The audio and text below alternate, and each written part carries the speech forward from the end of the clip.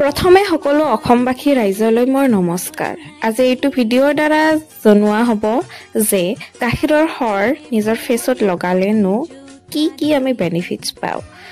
প্ৰথমে dry skin সকললৈ শুনি ল'ব যে গাখীৰৰ সৰ লগোৱাৰ পিছত ফেচটোত গাখীৰৰ সৰে অইল প্ৰডিউচ কৰে।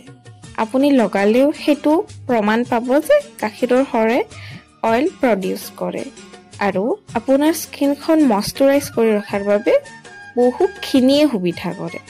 তাৰ পাছত ফেচত হাইড্ৰেশ্যন এটা জিলিকনি অনাৰ সহায় কৰে। ইয়াৰ পাছতে আমাৰ ফেচটোত যিটো ধূলি মাকতিৰে যিবিলাক আমাৰ ফেচটো মানে কি এটা মেলা থাকে, এটা মল এটা সোমাই থাকে, তো সেই বস্তুখিনি লেতেৰা জাবৰ জোঁথৰখিনি মুখৰ পৰা আঁতৰাই পেলোৱাত সহায় কৰে। এইটো লগাই উঠাৰ পাছত আপোনালোকে প্ৰমাণ পাই যাব যে মুখখন বহুত পাতল পাতল মানে ফিল হয়।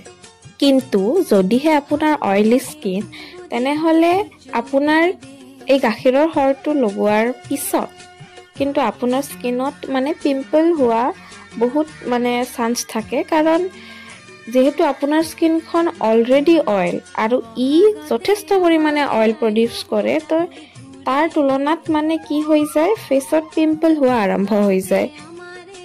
তেনেহ'লে অইলি স্কিনবোৰে এইবিধ গাখীৰৰ সৰৰ পৰা দূৰত থকাটোৱে মই বেষ্ট বুলি ভাবোঁ।